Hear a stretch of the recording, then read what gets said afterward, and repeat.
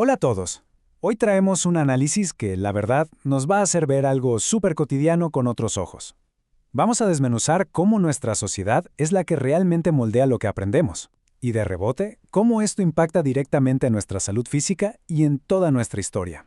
Así que, sin más rodeos, arranquemos con esta explicación sobre la educación y la salud. Para empezar, lancemos una pregunta al aire. ¿Es el aprendizaje un proceso puramente individual? Digo, es súper común imaginarnos la educación como alguien sentado en un salón cerradísimo, nomás recibiendo y memorizando datos como maquinita, ¿verdad? Pero ¿qué va? La realidad es muchísimo más rica e interesante.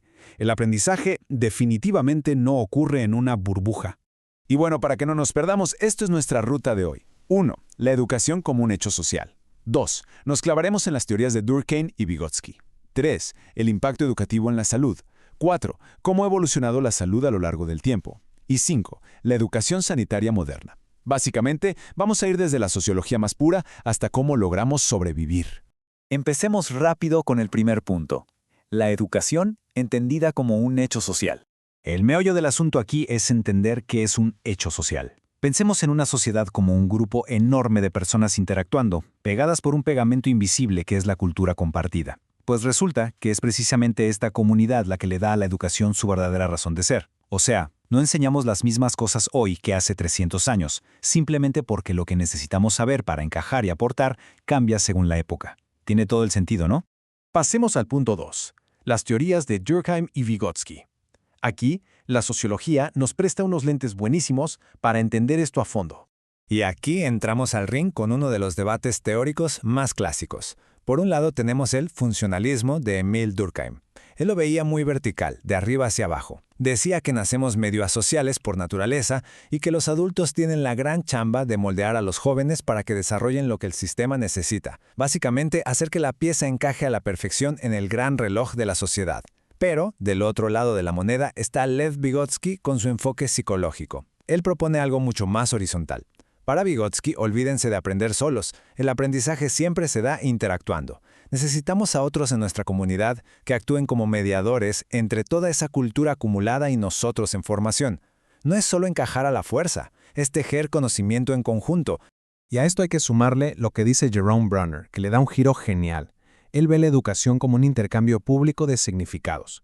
Lo valioso aquí es que al volvernos conscientes de nuestra sociedad, no nos quedamos nada más sentados viendo cómo pasan las cosas. Nos da las herramientas para agarrar el control, ponernos creativos y transformar nuestro entorno. La educación social nos ayuda a mejorar activamente cómo vivimos. Y hablando de mejorar cómo vivimos, vayamos al tercer punto. El impacto educativo en la salud. Vamos a bajar toda esta teoría a la realidad tangible. Fíjense en este dato que es una completa locura. Las estadísticas muestran que la predisposición a tener mala salud está muchísimo más amarrada a tener un nivel educativo bajo que a la pobreza en sí misma. Estudiar más nos da algo llamado alfabetización en salud. Es, literalmente, tener el criterio para entender por qué hacer ejercicio, por qué seguir un esquema de vacunación o cómo prevenir cosas rudísimas como el VIH, la EPOC o el cáncer. O sea, la educación no solo nos hace más cultos, la educación, tal cual, salva vidas. Lo que nos lleva perfecto a nuestro punto 4, la evolución de la salud. Vamos a dar un salto en el tiempo para ver cómo ha cambiado esta relación. Este viaje histórico está interesantísimo. Imagínense, en la era primitiva, la gente creía que enfermarse era por magia o un castigo divino. Todo se arreglaba con rituales. Luego pasamos a la era mosaica, con códigos sanitarios súper estrictos, que la verdad siguen siendo la base de la salud pública hoy en día. Después los romanos, que eran unos genios para la infraestructura y armaron acueductos gigantes. Luego caemos en la Edad Media, donde hubo un choque tremendo y se priorizó salvar el alma antes que el cuerpo físico, lo que frenó bastante la medicina, hasta que llegamos de golpe al siglo XX, con el paradigma biomédico. Pero ojo, antes de llegar a la era moderna, es súper revelador ver cómo distintas culturas antiguas aplicaban sus conocimientos sociales de forma diferente. En la antigua Grecia, por ejemplo, estaban obsesionados con lo natural.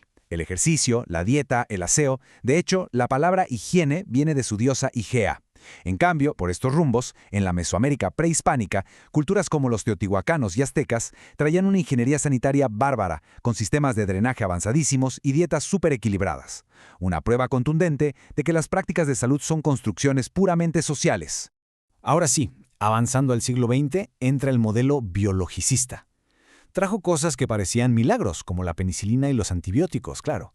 Pero tuvo un problema gravísimo, se volvió demasiado mecánico.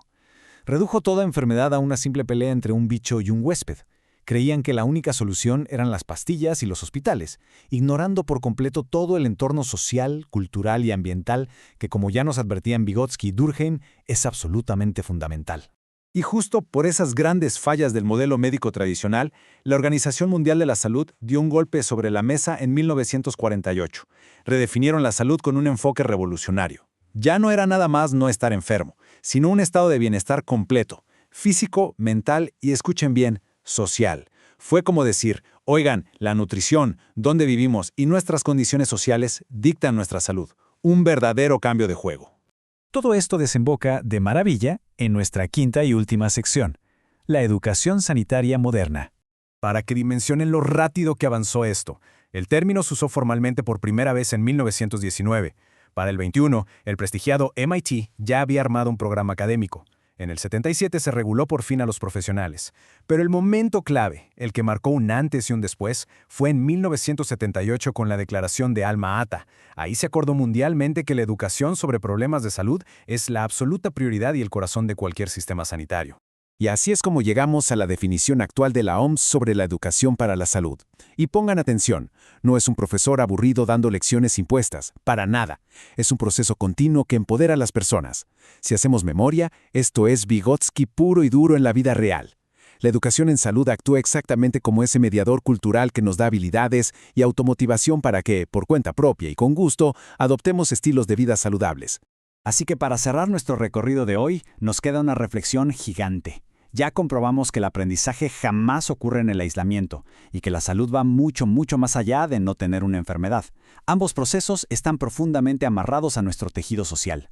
Las ideas que compartimos, la cultura que armamos y cómo nos educamos en comunidad son literalmente las bases de nuestra supervivencia biológica. La gran pregunta es, ¿cómo van a moldear nuestras interacciones sociales de hoy la salud y el bienestar de las generaciones de mañana? Ahí se las dejo para pensar. Muchísimas gracias por acompañarnos y no dejen de mantener viva esa curiosidad.